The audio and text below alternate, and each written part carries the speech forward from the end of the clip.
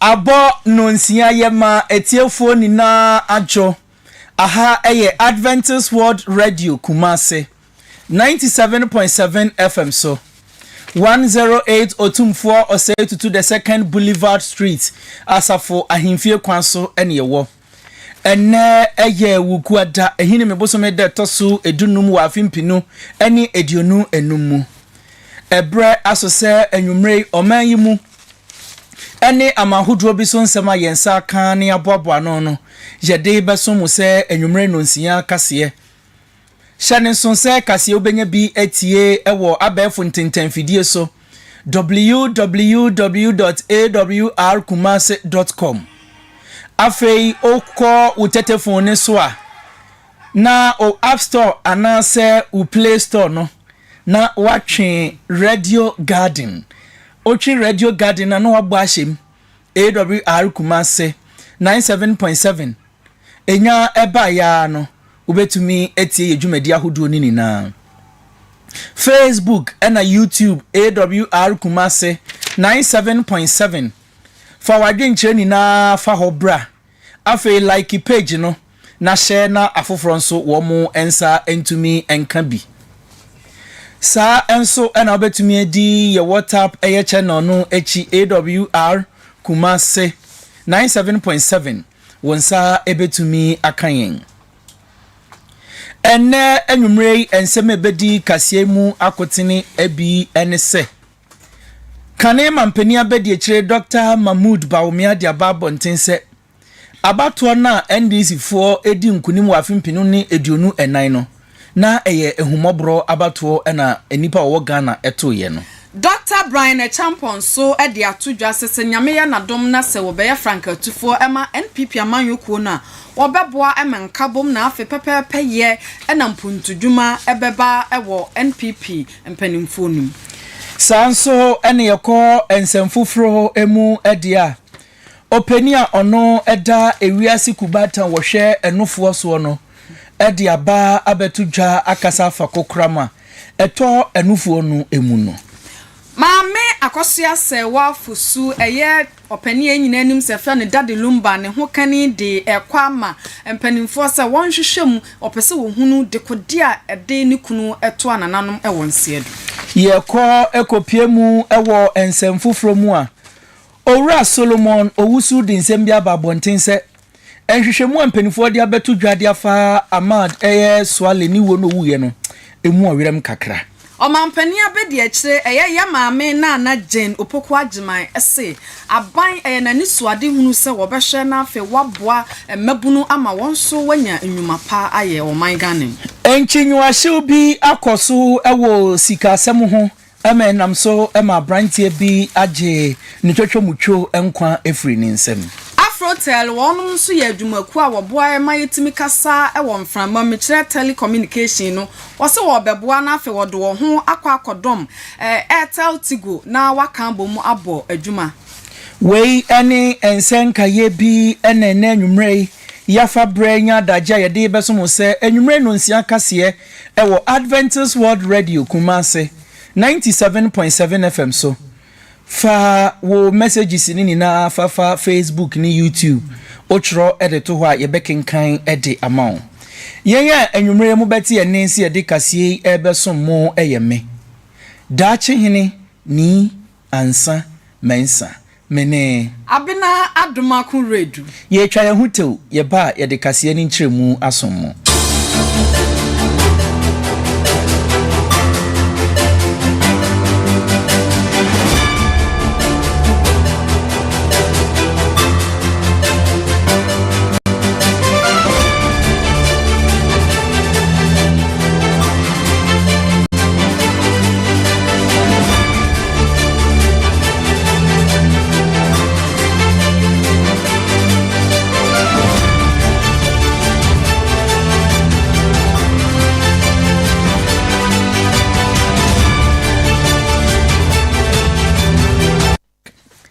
afe yentie ensam no enkyeremu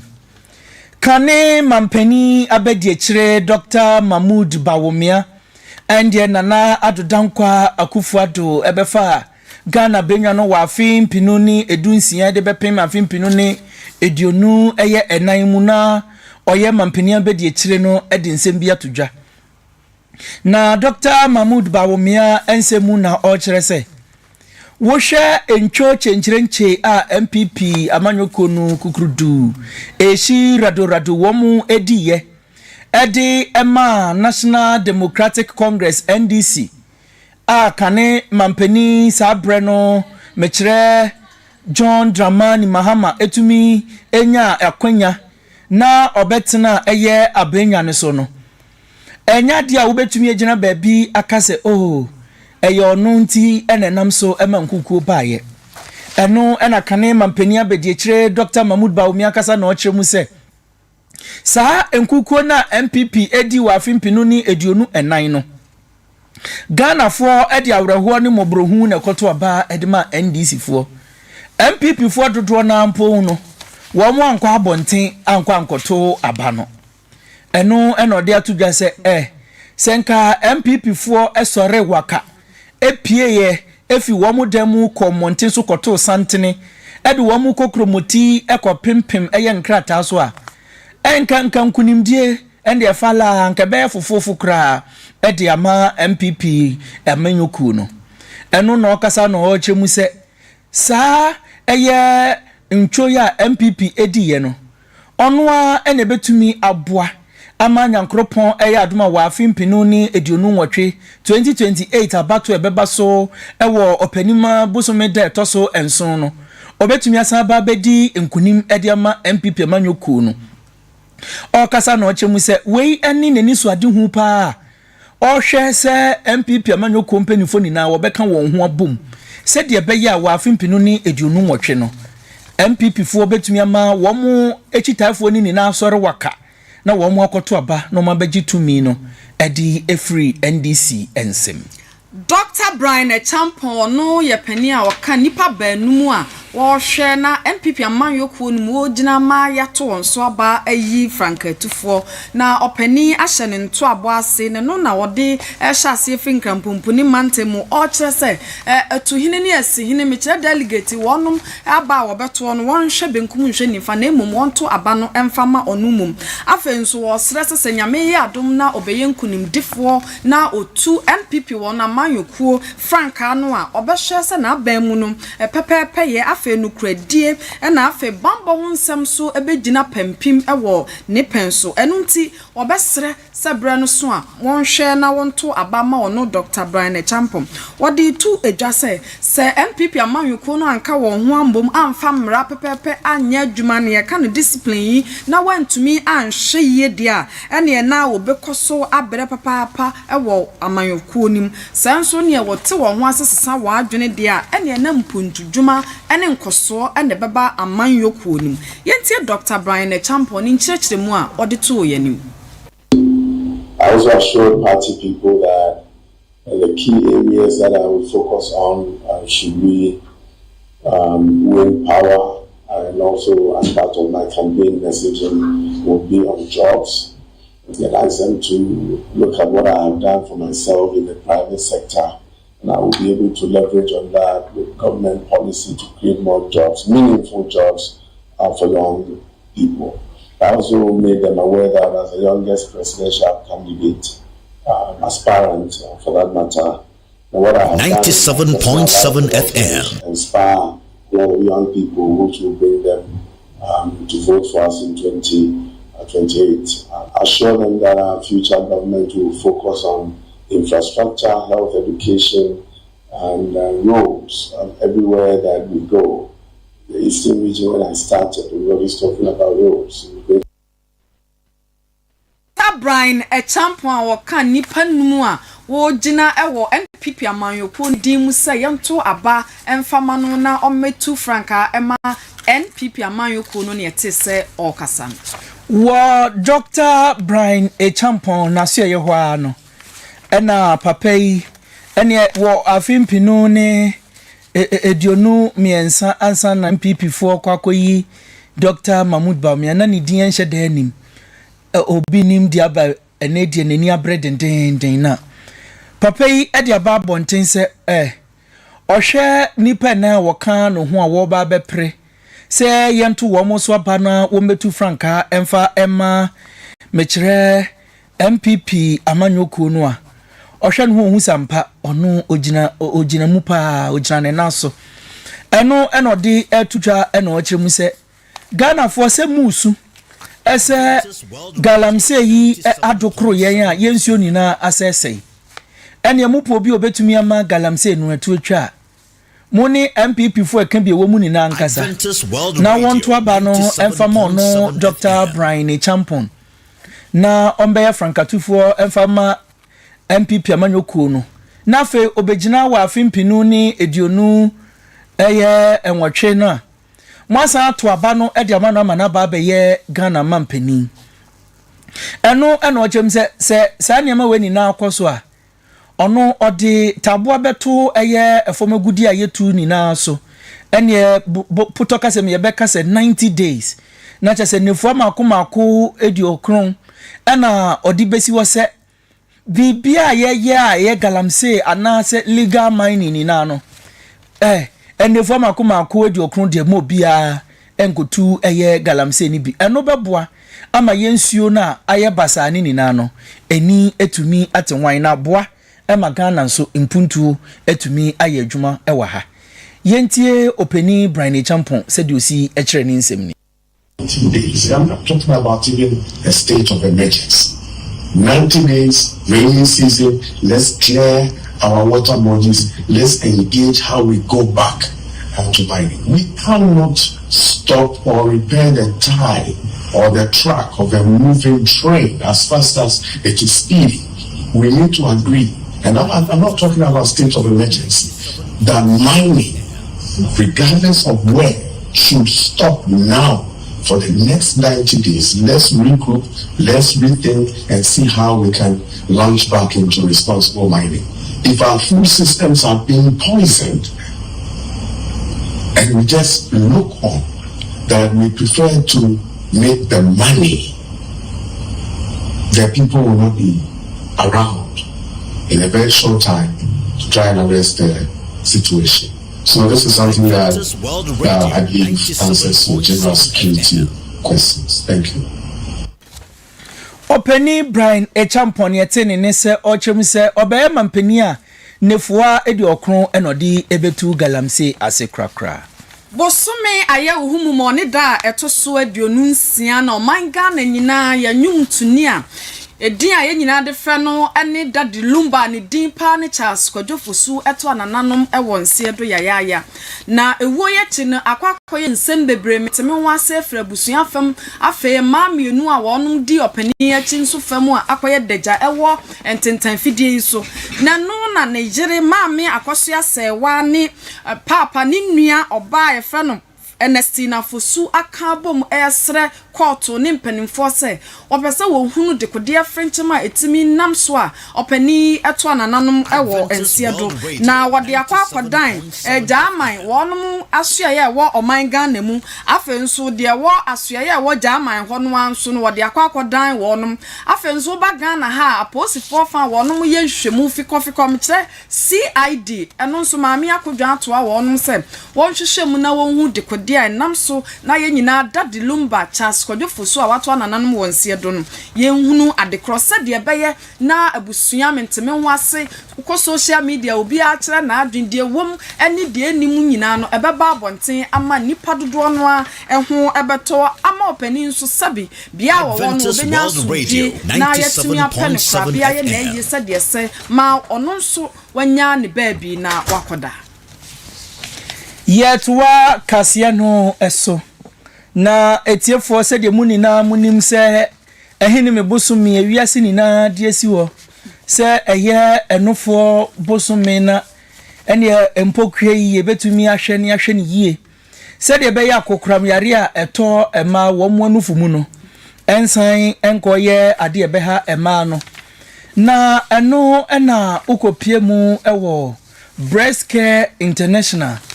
Womu penny pa ono ewe CEO of Peace and Love Hospital Dr. Beatrice Riafe Ade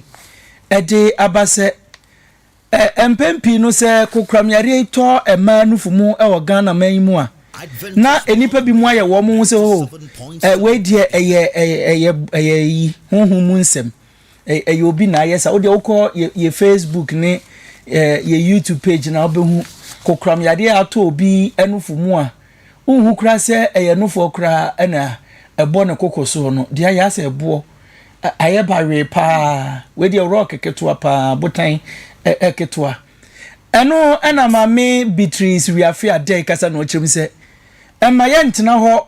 amma saade we bia nto ye ni na ne se kokramyade na eto emma wo mo anufumu no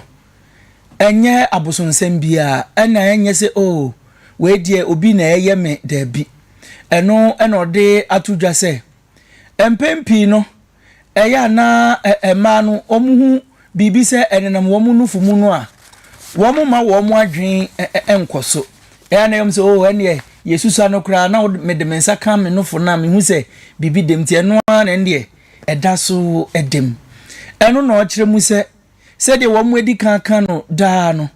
o hwe na enufo no wa wonsa no ntumi mfa nya na wa ma ura ukun edinensa benkum na hyase saa no asomu na ordinance na drawing was wenufo no so saa so hu bibi se de mu nso a enko ka se eyefie beyie na yade na bomodin ase wode ebekwa yaresabia na wo mu atumi ahwew enumu na oche mu se eya mpempi no wo mu a saade etai edadi wo mu nipadua no eye ma wo mu infichiri ko no wode aba ewiye chese wo mu embu wo mu nsa biom eya na empempi no wo mu enye mfinhia aduonum 50 years ede ekono wo mu na etai nyapa nanso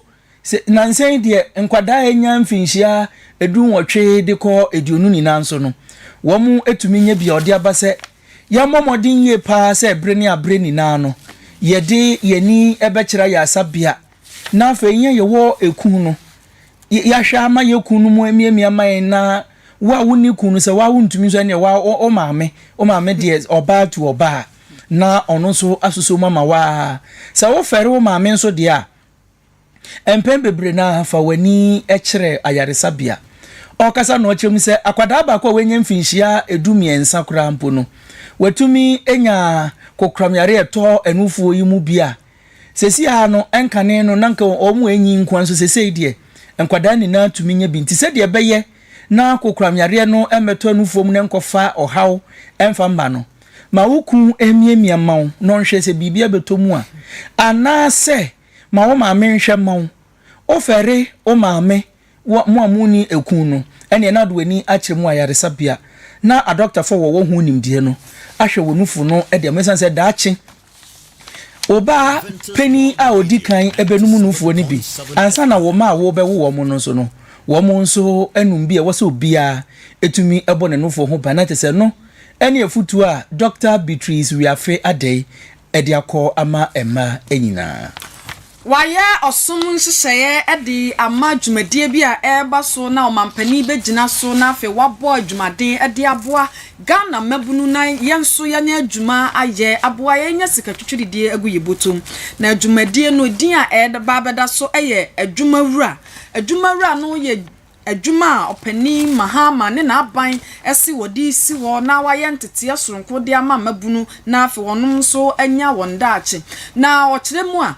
mabunu aya japade kase a oman bia ewo frise ahaban dada etia ya na emono ene behya nimu behya na mu ntise ya nhwe ye mabunu ampe won pomasibre ampe ne mapabi amfa nya ye mabunu daache a ene na ye adwuma ehunu ye mampani abedi akire eye maami Jane opoku agimai kasa na ochiri mu se eyo mampani John Dramani Mahama ni NDC amanweko ni nyina ni so ade hunu se obebo adwumaden ede aboa emabunu enu nti sebre ne so na kwan beto se esese emabunu de won hu ewura adwumadi ahodo no mu a esese wonum nyina ege ne benane na wodi won hu ewuram yenti ye mampani abedi akire Professor Nana Jane opoku agimai enchire mu a ode mayen. Distinguished ladies and gentlemen, today's onboarding and orientation program is an exciting milestone in Ghana's pursuit of economic transformation through enterprise development. We are making a statement that the nation is determined to invest in our young people, and the young people remain our greatest resource. Ladies and gentlemen, let us recognize His Excellency the President, John Dramani Mahama, whose vision of an inclusive and resilient economy is at the core of this program. The President has always maintained that the true wealth of our country lies beyond our natural resources and resides in the creativity, energy, determination of our people, especially the youth. The Jumara program is a direct expression of that conviction. In April 2025, the program was launched with one clear mission: for Ghana's youth to lead the charge in innovation, job creation, and national transformation. Our youth are not waiting for tomorrow. They are already leading today through entrepreneurship, creativity, and service. Oh my God, Nina, your mom penina, na bedi achire a year Professor Nana Jane Opoku Ajimai, near Tisse or boy in Chirimu. Ye call and some fufromu.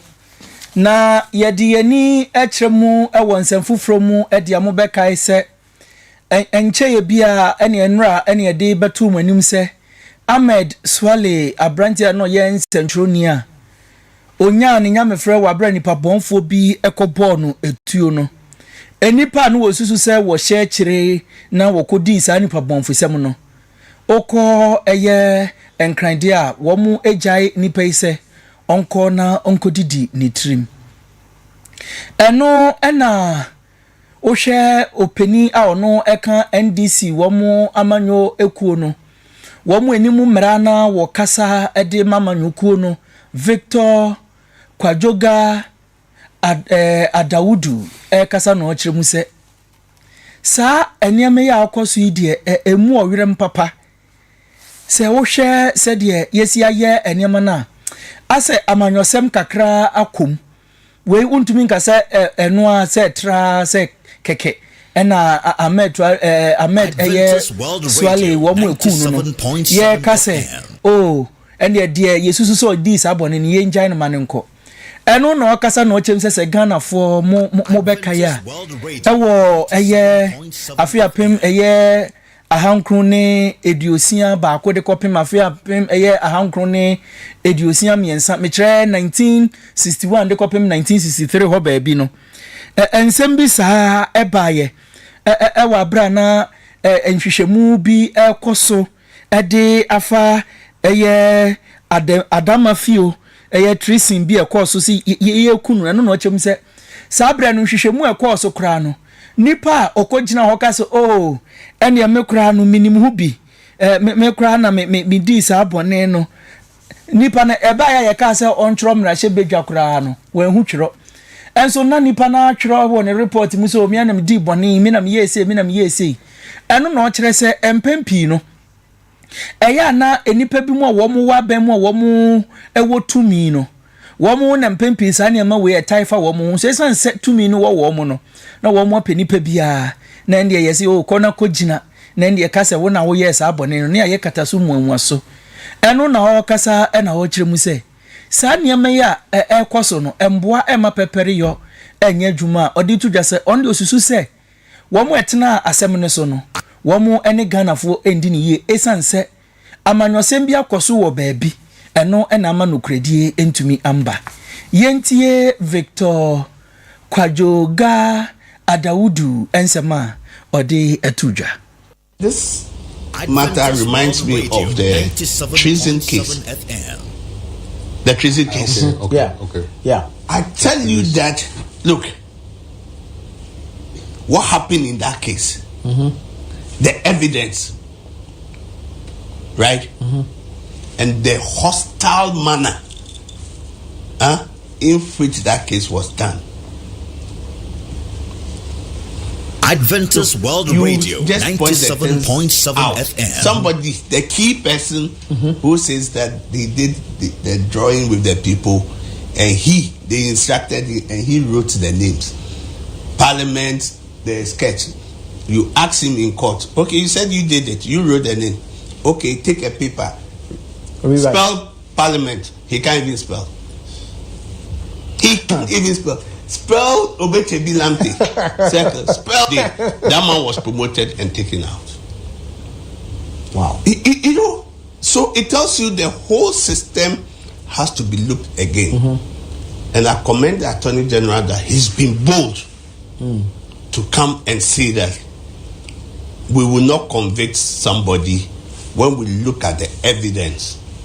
that the evidence will not go down. I think we need to go back and look at some of the things that at least the superiors, when the young ones tell them the truth. I've been practicing for over 20 years. 97.7 FM matters. And the young ones tell the superiors, but the superiors are like, no, the system will not be happy if we let this person go. Look at the whole hue and cry when it came to Ahmed Swale's death. Openi Victor Kwajoga Adaudu ena ochemuse empenifo bi ehye kire ena ama Ahmed Swale wo ye no yentumi enhu nipa potia wo hye kire wo kokun no. Openi Matthew Nyendam wono aye ranking member ye komra sebedwa fia mpanimfo a wono hye amane boso ni nkitahudi nsam so openi ekan ehu bi na openi dinchemu bi ababonten efa kwan efa so ni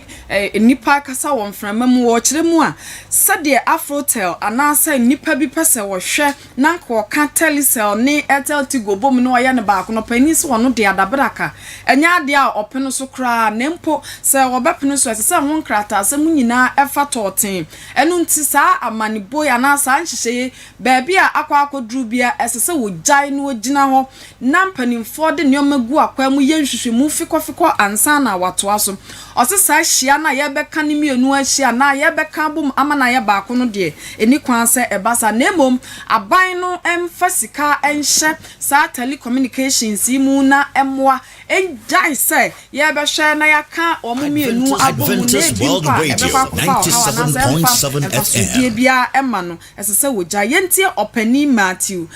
Ninadam ninchechemu a odema efa telecommunications ya wono wosubon susu se ye ka wonu mbom. Sam George in opposition and then as a deputy ranking for information and communication concurred with the blueprint capital injection into AT. Fortunately, Adventist World Africa, Radio 97.7 one of the top three is FM. still interested in investing in AT and providing AT and by extension the government with the needed capital for operational efficiency and profitability of AT. There is no need to reinvent the wheel. There is, however, a troubling development in the sector which we need to bring to your fore. The current government and Honorable Sam George, since assuming office, have demonstrated oscillating policy stance and has shown the lack of direction and certainty as to what they want to do with AT, despite the clear, unambiguous roadmap. When the minister visited AT on Friday, 2nd May 2025, he promised the staff and management that the era of surviving against the all was over, and that the government will substantially invest in AT to revitalize its operations, expand the capacity, and unlock the potentials. Later on, 31st May 2025, Honorable Sam Radio, George, the minister, announced that government was negotiating with a strategic partner to revamp AT. The outcome of such negotiation was to be shared within 60 days. Therefore, this announcement, the government has signed a memorandum of understanding with Recton on the 21st of May 2025. Aya openi Matthew Nyendam na yete se ono de wonfo aso se ye ka Etel Tigo na fe telise obom na emom yenhwa na ho nkata asam ne ho nyoma nyina yenkanwi ansa na ye wo hu bibia yaye. Yetwa kasia no eso na ansa na no yemfa aseda chenchireche aseda PAC Emma Cambridge Senior High School. Womu ebo ye chidom se enwumre bia ye betumi di nwumre no nsia kasie no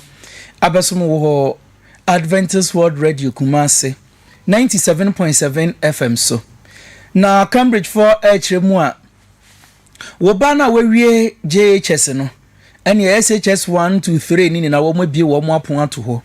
O pese wo ba tro May June so hwe bi na o pass pa na odi mu nkunimu dia for weni hr Cambridge SHS. Wo de wires wo den wa ma wo ba na kotro e wo baabi Kaskala agene nsem de mu ye bia anko yia ye SHS remedials e wo ho Novdek no nkwada no beba betro edinkunim ama wanwu sampa Cambridge de ye de mu fua wo pese wo kwa adwuma te se de bia na abena pentem akwa adwuma ya wo ma no nursery KG primary energy GHS abena bebia wo ma no wo no yi wo mo fo wo mo ko Cambridge ho wo mo ebenya nimdie kronkronkron mu da ho pa afei vacation classes ye bi pre SHS classes nso ye bi day any board na oba no embe ha ho be high dime no nkwada aba wuji o mu di bebire a onsa besi form fa ne beto boarding ho se wuni Kumasi a ebia wo de osusu se oba ne ben wa obetumi atete ne yie eno nso obetumi ama oba na tenafi kobewo na waba se untumi nya kobewo na de ne bedan yen so a ye wo akyerkyerefo ne nimdifo wo won koda ho do a se wo mo tete akwada no na oba unhu sunsun ye bia wo mse wo na atete na no obi fufro kra e na atete akwada no hwehwe ye kira kwan e wo North Suntreso ye ben be kwai runabout ahomatrofo we na betumi afre ye na ne edi nkita ho 0599250051 0599250051 ana say 0599267277 na frey na oba no embenya dachen papa esanse nwumesua de eno a na ekura oman ebia yetwa kase no eso na wokọ afafranto amanyoku no mekire movement for change ene Alan John Kojo Chirematin ono ena woda womo ano na amanyoku yi nipa ono eba no edewubo pa oye womo peni okasa ma womo pa eye Solomon Owusu enkane no okan womo ewo ho MPP ni emu ena wochem se wedi aposifo ho ya papa se wo hwe se di aposifo eye ewo man mu pa se CCTV cameras ni na wo eye enkran pumpuni manta na se enkran kroponu emu bebi a obefe bia na se aposifo tumi ba bonten beka se wo mu ntumi ankyere nipa ensentroni amesole wo ye no bone sana na che aposifo wo mu ne Ghana fo endi ni yi eno ena o kasa na o chemu se wo eye 1998 no eye afiapem eye ahankro ni ediokron enwotwe no ensem bi se ya esisi ye pa emenam so emeni aposifo ni bi kura no ebi mu ho ekire wo mu ni na ne se no kura na edawa wo so wo de adwuma no wantumi amfanya o chem se de wiase akọ nanim pa na wiase etu mpon pa bedu sa brei se Ghana aposifo etumi ba bonte beka se wo mo ntumi anya hwehwemu enhu nipa enam ne so ema Ahmed Eyeswale watu anananu wonse do a wedi o mo ho yawo eno no okasa no chem se ono de ontumi enkase Kennedy akompreko ohine Japan enim hu bi nemom de opese o chene se papa yi ba bonten de abrantie mfoni ni ade ba bonten ebe kan nsem bi mu ni ade no na ni na enye ade papa o chere ne yawo de a wedi ewa posifo se wentumi anya hwehwemu enhu nipa a wodi sa nipa bonefo semu yentie openi Solomon Owusu ensema oka edefa sansemi ho. When I heard Kennedy Japan do what he did in terms of calling out Ameswale, I wasn't happy. Because no matter how you disagree with anybody, you cannot court hatred for the person. Yes, there is no evidence that it was Kennedy Japan that killed him. The police has not established that. But let me say that some of these things, the Ghana Police Service is the institution that is letting us down. And they cannot convince me sitting down here that Ghana as a small country, Accra as a very small city, something of this sort happens, and you tell me, say 2019, you have not gotten closer to the murderers. That cannot be something I'll be proud of. Remember, you were in this country in 1998 when also Setreki and Ninja. You remember the Taekwondo guy and the police officer who was very exactly together with Jerry Wonu Tola. They were killed, buried, but the police administration was able to establish where he was. The two were buried. The Ghana Police Service, if they want to be professional, they will be professional. Some of these things, in their own interest, they sit on it. We must call them out. We have had an MP in this country, JB Edu, what's the name? JB Dankwa, killed like a chicken. And as we speak, we don't know the perpetrator of that heinous crime. What are you talking about? If people like this are dying and we cannot apprehend the culprits, then Roland, what happens to some of us? Because Openi Solomon Owusu ena okasa ochemu se enyama esisie no enye adepa. Obani okunu bi ka bi akwa akohwa ma waprepra tropa ewo efian kwanta otakrade na ni nyina ne se ye ahyen a na mpempi ne di sika ko banks ahodo bi e fra no bullion van ibi mienu ana na di wonum ka na ye Volkswagen Golf echi na America tente ana sa aban ka ye di nti ekopem oba na okunu yi ka yi a ema no ema ne free ne kwan so na edane ya ekoto baabi na nampompanifo ana nipa no onum wo hwesenka kai ahyen mienu no ebegina nanka wahye se nipa kai epem wawu anasa wote ase ahyen ni nyina adimrika tenten ba ku dwane koye ba ku nso ana odi ka no achipe no onde hwemfa no huntu odi akire nkakra na afei osan wo ho na tipa wo Adventist World Radio 97.7 FM bia na obai ni okuni na wote ahyen nim ekotoye no okobo adwumaden yi mpanifo yi mienu de won kom efian kwanta hospital na hono na obema di onu ni pra na ye ne moma na afi nanim no opra troye oba no nso ne nsa ene ne nsa nso anu nyina nso opra troye a akoya arehosem wo na posifo ne fa baabi a wo hwe ya hyen ne yakobadie hu nsem so mekire MTTD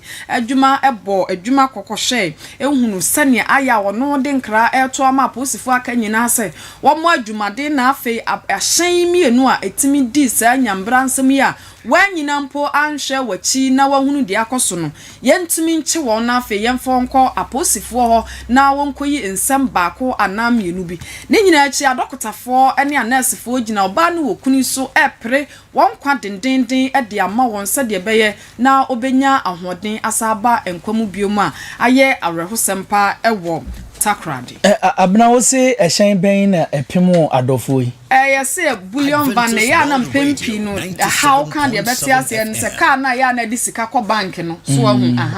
na wo mo pemo eye ehyen no na wo mo antumi engina kura nhwe de esi yes hwe wo de wo hwe mfoni no wo Awr Kumasi 97.7 Facebook ni YouTube onse oba no ne wege kura na etu da ho no wege no na se no nkwa na wo hu ye so wo hwa wege nkwa na da ho ana wo hu bibi fufu obi kiki kura na da ho wa hu kiki wege na hu ye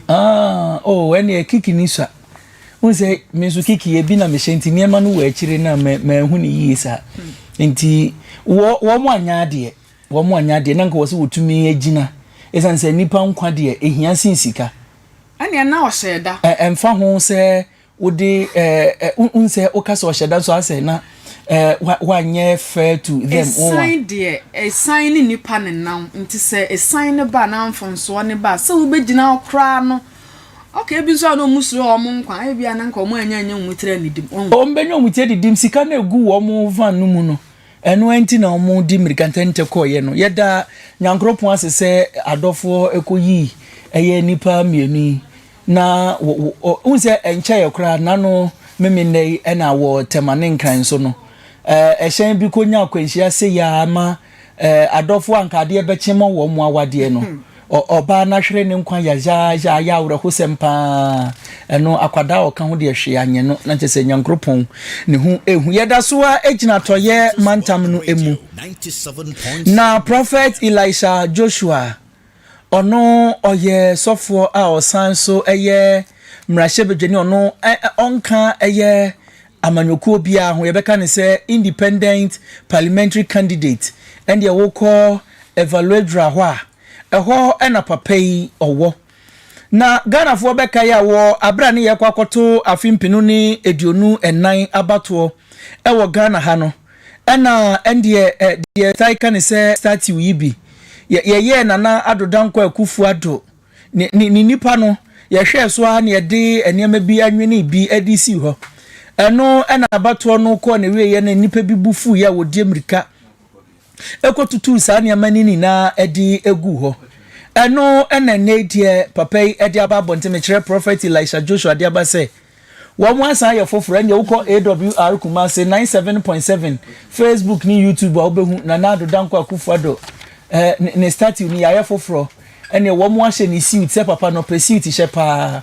ena ni kiki nso no wode ahye no kama o kire mu se enche bia no kopie mu ewo efiankwanta eye aban ayaresabia no ewo secondary runabout ho na wo mu ede ba besi ho no mo am obi adu ho a wo hu se ampa mampani bi baya ne efre no nana adodankwa akufuado a obebo adwuma soronko ebo aye pa ema eye Ghana bana yaresabia hodro dia wo mu dwumadie ni na etumi ekonkan wo chem se we be kire ama obi ahu se ampa kane mampani na nado danko akufuado oba ye dwumasomo obedidi ma Ghana no Ghana fo nso eni aso a wo hwe se ne statue na wo mu bubu ye no foforo na waye no enche bia wo betumi apeja ede esiri ho brane ya kwa mfimfim mantem no manfo a won wo odobin ede kwa ma ban ni mpanimfo nyina sese de ahensam sese de amene won mu yi a ohia somfo hia gifo na ohina wowaye na kwa menyaako okra wurisi otoso edunso ede kwa ma aban meche na so ye hwe ahensam so Ministry of Chieftains say so ba honum a eye ahensam ada ho eye mfinhia no aduonu ene akire no enam so ntimi mampuntu nwuma emma omanfo nim na wanya bi aye enti wosre sese de asoye no mfa ne nansi fom na wontwa wani emeboa won wo ahensemu se de beye na ahensam no ene menasepament me ho ase ne watimi wakame hyehyɛ nipa no mu bi a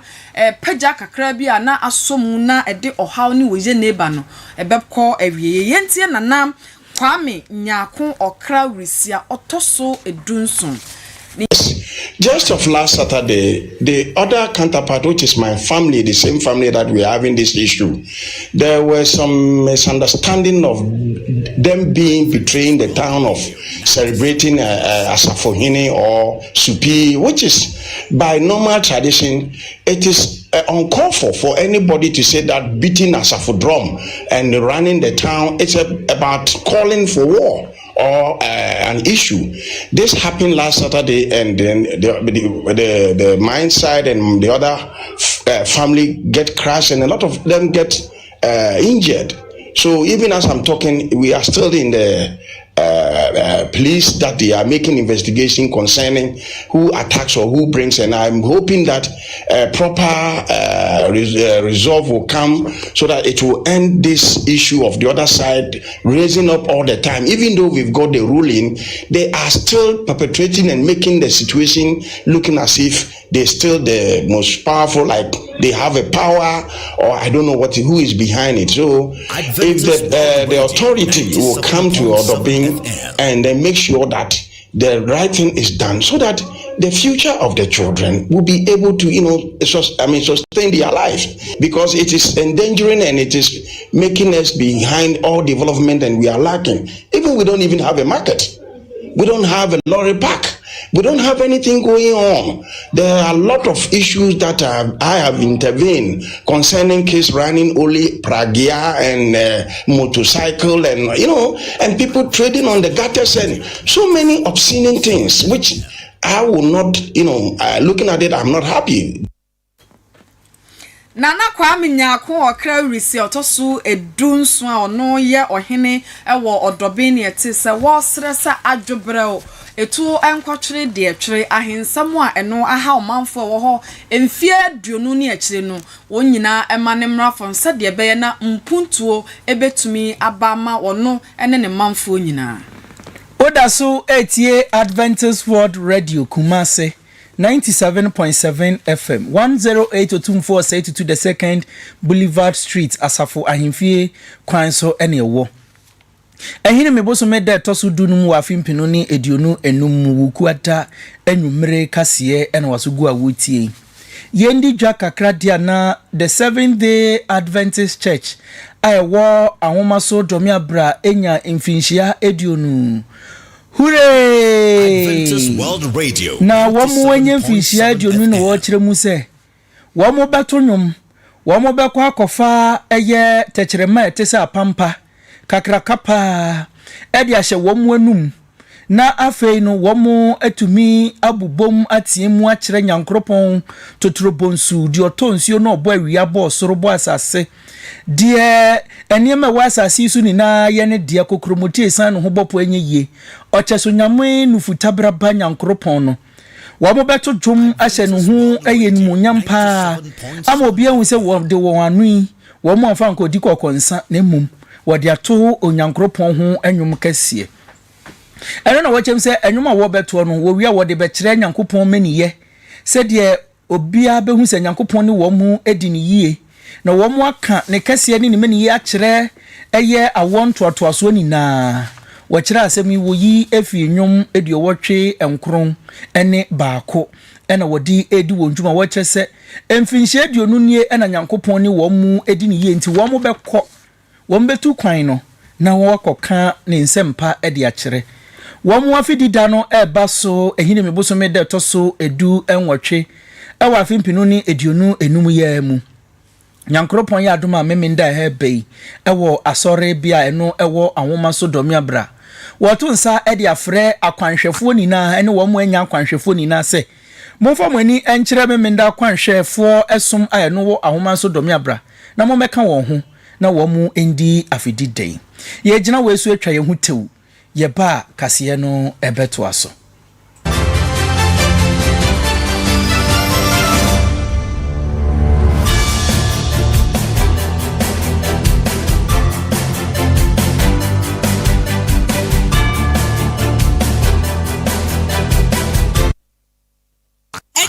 So Goma Yato Traders Shako Powder. Bidia Droni Bibra me wine. Edro way a year papa.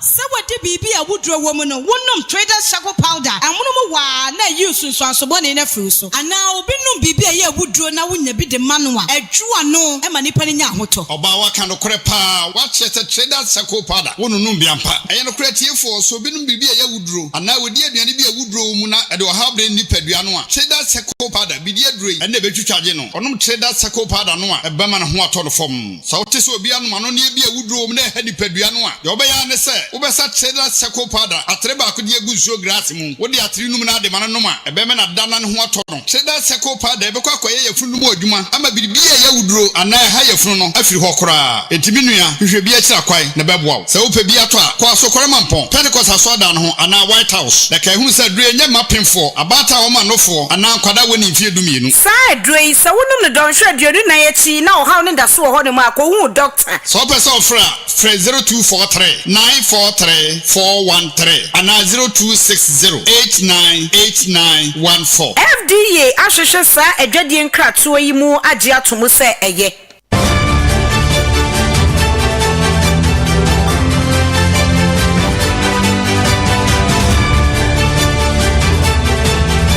Adventist World Radio 97.7 FM. Yeda itiefu ase samofidie no eda so eda Awr Kumasi 97.7 yetwa kase ne so ne de mako enkran pumpuni mantam no emu mama eninfo ono wenya mfinhia makomako edio wotwe na chese waye peni pa ena ma media ba bonten se ono ane ba a wachim no ni sisi mu ba pa meisi se wa mensa abo modia abro no papa ene one ne nana no wo mu abro no ama ne hunamu akwa ni na ye ne ya ama ne nchiriwe mu ni na edudu no na ukopie mu ewo sako mono a eho na mama enimfo ewo ena o kire mu se ebura wo mu abro no wo mu de nu aduane bi ena wo mu de abro de mutai kan se saspan no ana saucepan no ena wo de abro na brobro ni tire nde wo hwe mfoni na ne moma so ne numu ni na moja kura afi mu de aba odi akodan eye nungwa domestic violence and victim support unit me kire drop sumpenifo se ebro na wo mo ne ba no ne na bro no mpo de enye ne ya wo ne mum ohu se wo mu nya no a wo mu ebekunu nta posifo mfa ne mfifie ne won kope baabi emfa ne hye ansana ono ane ba wenya mfinhia aduonum no ene ne nana aba beku ono mama enimfo wenya mfinhia eye aduwotwe ewo enkran sakomo no mpotem yekọ amanoni na yekọ na ye hyase efi East London na ho maami bi na oni ni kunu kwoto ahyase maami ye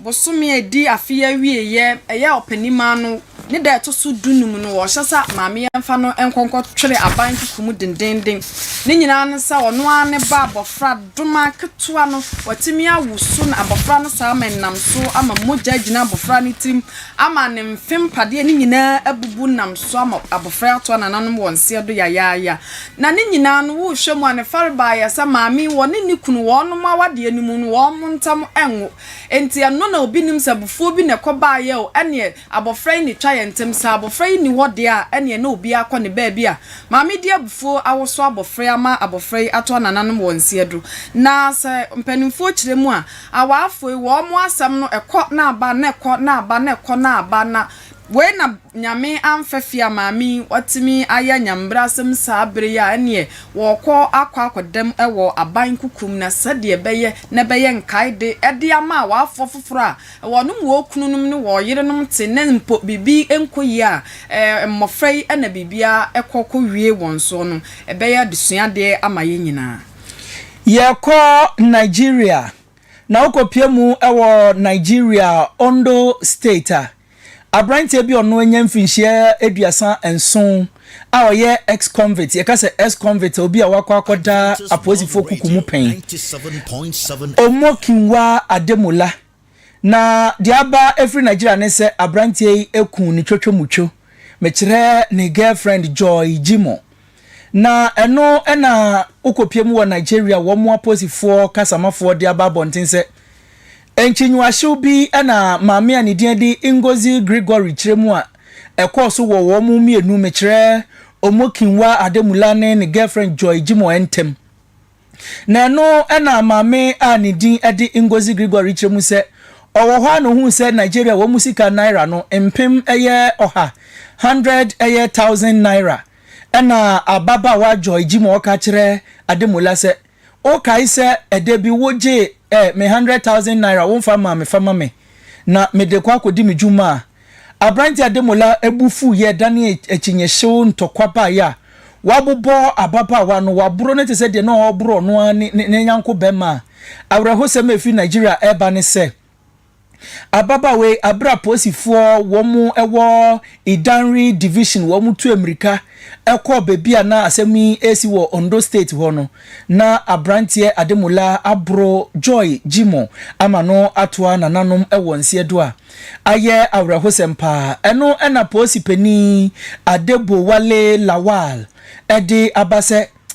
DSC no awreho pa se o ne wa wotwetwemucho na sika kakra bi ho achinye beba na wobetumi aburu nipa na ama ne wuna se wo nipa bonfo pa ense se wotena enipa mu a odi abase obia onka se nipa ne yenyemu yiyimu na obia wakọ akoda efiase pen a eye bone ne de ne ko yenye se ntwato so de woni no akodi nkita ho kankan ne empratwe a na wahwe hu yi anhwe ne yi a na daachi bi oso wakọ akohwere wo nkwa Yabako Kenya na Kenya honso wanum Prime Minister Eya Openi Raila Odinga so atwa na nanom ensiado yayaya ewo India memu na Openi osori anope oye se wo tenetene na poma nante na wo hwese ne ho bi baba eno a eno na anakoma eja eno a enunti wotwa na nanom ewo ensiado yayaya na mpanimfo echirema Openi oba besum Kenya no osomoma no sompa aye arehosem ewo Kenya mpanimfo ne Kenya mampani William Ruto ene mpanimfo na ano ni Africa ha nyina bibimemu ha amampanimfo ni nyina kire Openi ya Openi yi obi ana oye openimpa osumsum ye de bo Kenya nempo abibiman nyina saa ni woyi akwakoye arehosam kese pa ede ama Kenya man no nempo abibiman ene ewiase afana nyina Kasie no nina esi etiefo ha eye Adventist World Radio Kumasi 97.7 FM so Kasie hye nsunse wunya bi etie ye ehweye ewo Facebook and afa YouTube Awr Kumasi 97.7 abafo ntintan fidie so www.awrkumasi.com nso no wunya Kasie bi etie ye uko Facebook a Steven Ado edi message eba yafe Amisco Spelele Kaswa Osei Dr. Baumia is number 3 on the ballot so delegates must vote for him not say Osei delegate no wamuntu abano mfama Dr. Mahmoud Baumia Baba Mahama Obuase enso echiremu se Baumia ena eko onu ebetumi aboa ama asanteman atumpo na Galamsey enso asie etu krakra Steven Ado message no yensa kanso ye kan mawa enyade a ebeyeye enwumrei ensemedi Kasie mu akotini ebi ne se kane mampani abedi ekire Dr. Mahmoud Baumia edi akose wo afimpinu ni edionu enabato MPP amanyoko no di enimu no di ntwo no enye ade a obetumi akase NDC fo ne bo wo homode nemum MPP echitafo no ankwankoto aba no Dr. Brian Champon so shebo se nyame boa no na obetu frank ama NPP amanyoko no a obeboa ama pepepe ye kro ye na afempuduma so aba ewa amanyoko no Owura Solomon Owusu edi akose enyade obeka se Kennedy akompreko Japan eni mabrante ameswale a onya ne nyame frɛ no hu binemum se de Kennedy Japan ba bonten bekeka nsɛm edefa brante no no emani nya otan enam so mani pa bonfo bi eje ne nkwan free ni nsɛm maami akosua se wa fosua woye dadi lumba ne hukani so dia kwakodan abanse opese woboa no na afi woye nhwehwemu efa de kudia enam so na dadi lumba oto na nanom ewo ensie abrantie omokinwa ademula eku ni twetwo mucho joy jimo nini na eye 100,000 naira nchinyuahye ubia na ode ababawa ne ka wanfa amano Yako Kenya ko hunu se wonum Prime Minister wanyamfinhia no adio wotwe atwa na nanom wonsia do yaya ede arahosem abre omanfo a wo Kenya wei ene ensenka ye bi ena pesimakafoɔ enanwumrei ehini meboso me da etoso edunum wa afimpinu ni edionu enum wupuadei yade beso mu se nunsia Kasie ewo Adventist World Radio Kumasi 97.7 FM so amote ye nese ye bekenkan Kasie ma mo eyeme dachi hini ni ansa mensa ena apena abdumaku radio yamamumo enitia addition